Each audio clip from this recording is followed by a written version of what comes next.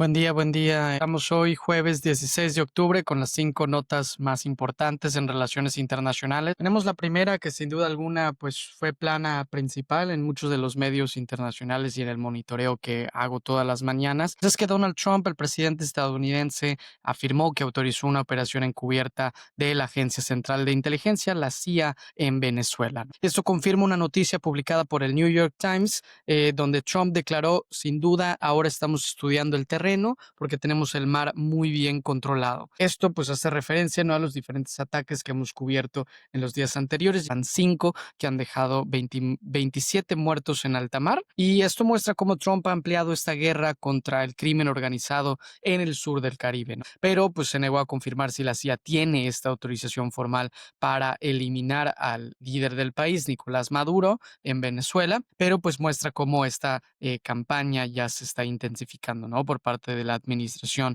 de Trump. Entonces vamos a ver qué pasa en los siguientes días. Ahora más que nada, pues vamos a ver si alguna de las nuevas designaciones de terrorismo que ha puesto Estados Unidos en contra de ciertos actores del crimen organizado, pues aplican para Venezuela, que es la manera que están buscando legitimar este tipo de acciones, ¿no? Pero como hemos comentado en días anteriores, ha sido un poco el foco de controversia de si estas acciones con los buques son legales o no, de manera republicana como demócrata en el Senado han preguntado a Trump sobre la legalidad de este tipo de acciones. Pero sin embargo, lo que estamos viendo es que es una estrategia de presión para Nicolás Maduro, ¿no? Que ahora ya no vamos a estar solo con buques, sino incluso podríamos considerar tierra. Entonces, se haga o no, pues es una estrategia de presión definitiva para el régimen de Nicolás Maduro, que todo esto ha aumentado desde que el Comité Noruego de los Premios Nobel pues anunció el Premio Nobel de la Paz a la líder opositora María Corina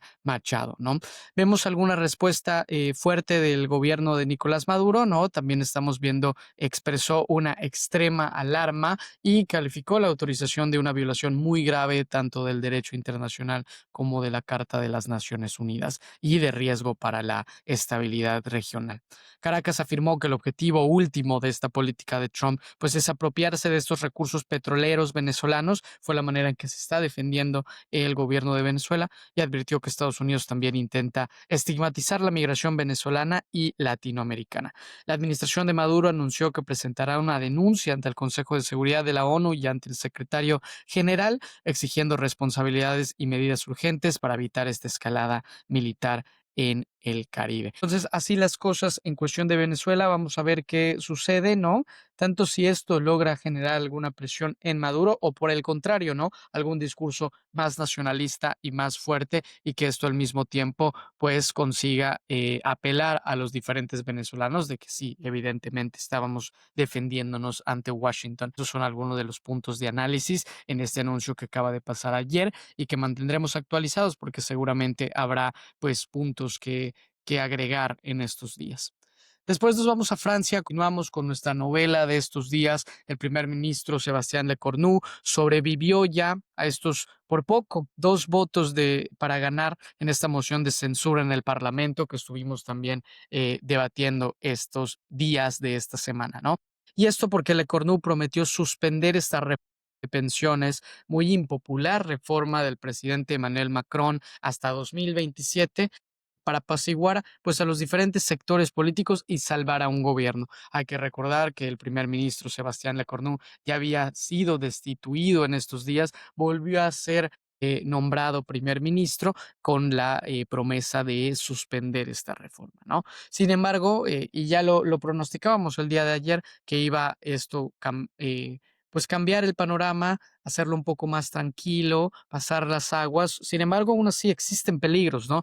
Porque el Parlamento va a reanudar estas discusiones sobre el presupuesto de 2026. Si bien la reforma de las pensiones es una, también tenemos el presupuesto, que siempre es un tema como muy candente en Francia, y que también puede hacer que pues haga lo mismo, ¿no? Sacar a un primer ministro si las negociaciones no son adecuadas para los diferentes partidos políticos franceses. Entonces, este frágil gobierno, muchos dicen, sigue en un caos político que no no ven que pueda salir, ¿no? La moción no alcanzó estos 289 votos necesarios para derrocar al gobierno, quedando a 18 votos de la mayoría, ¿no? Los socialistas en Francia no respaldaron la moción después de que Le Cornu prometió quitar esta reforma de pensiones, pero también algo importante es no utilizar el artículo 49.3 de la Constitución, es aprobar el presupuesto sin votación, que es algo que han hecho antes los diferentes primeros ministros de Macron. Entonces, estas dos propuestas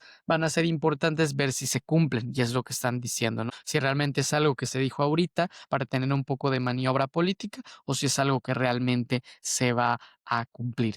Y esto tiene fecha límite porque antes del fin de 2026 se tiene que aprobar este presupuesto. Entonces, también lo que hace Le Cornu es evitar la necesidad inmediata de que el presidente Emmanuel Macron disuelva de nuevo la Asamblea Nacional, buscar elecciones legislativas anticipadas, que bien Macron lo que ha intentado es aplazar esto lo más posible, porque varios sondeos han dicho que si ahorita se van a elecciones, pues Macron no ganaría y serían diferentes partidos políticos, principalmente el de esta líder opositora Marine Le Pen, el que tendría la fuerza principalmente, ¿no? Y así las cuestiones en la novela en Francia. Luego nos vamos a la tercera nota que estuvo en titulares esta semana, que es lo que sucede con Israel-Gaza.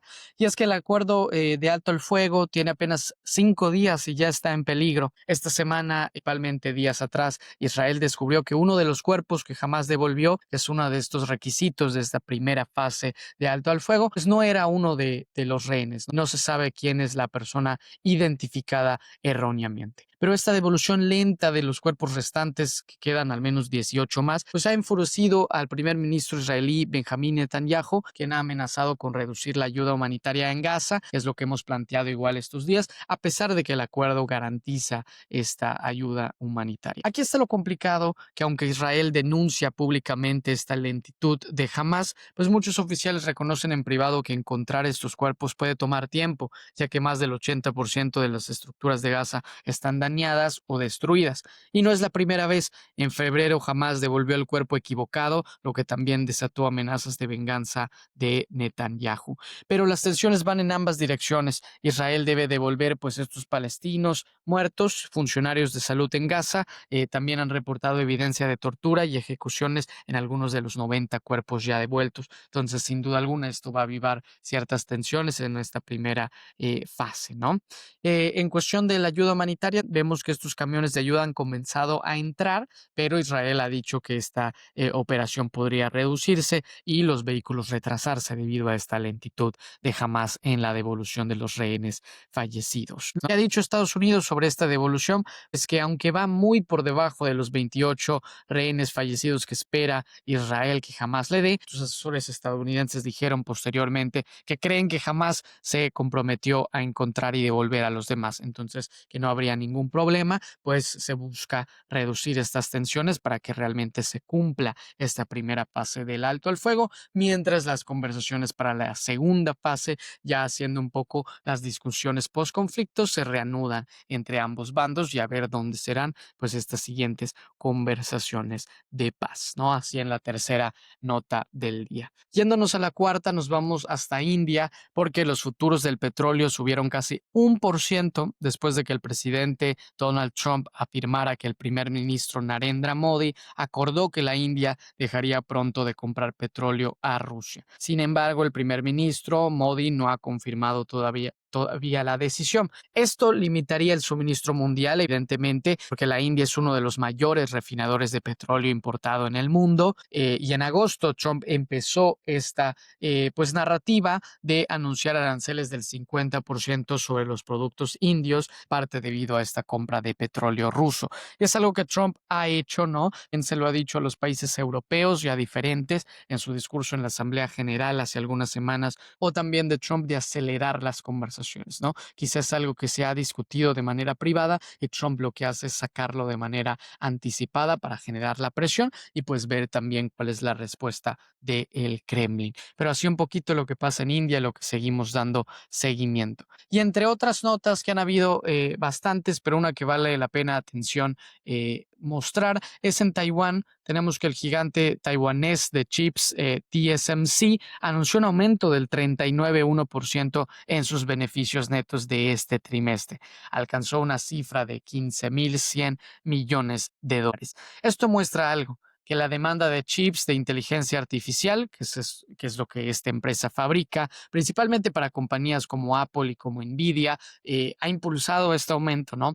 Las empresas de inteligencia artificial compiten por asegurarse que esta potencia informática necesaria la tengan, ¿no? Y puedan construir estos modelos de IA cada vez más grandes. En este sentido, TSMC produce 2/3 de todos los chips diseñados por otras empresas. Entonces, es algo que siempre hay que ver cómo está TSMC, cómo está Taiwán, cómo es la relación arancelaria entre Taiwán y Estados Unidos, pero esto es muy claro, ¿no? Que tenemos aquí que TSMC cubre casi la mayoría de este mercado, por lo tanto va a ser cada vez más importante en las discusiones mientras crecen estos modelos de inteligencia artificial. Hoy mismo escuchaba antes de entrar a grabación que Walmart acaba de anunciar un acuerdo con inteligencia artificial para que ya puedas hacer el supermercado con IA, ¿no? Entonces todo esto necesita chips, es la materia prima, ¿no? Que se hace y pues seguirá aumentando, irá aumentando este tipo de empresas que son muy importantes en las relaciones internacionales y que habrá que tener en el radar. Entonces, así las noticias de este jueves. Seguimos al tanto. Cualquier pregunta pueden ponerla en redes sociales, las diferentes plataformas de donde escuchen su podcast. Andrés Herrera en todas las redes, principalmente en TikTok y en Instagram. Y seguimos reportando lo que pasa alrededor del mundo. Y aquí estamos para hablar de todo sobre relaciones internacionales.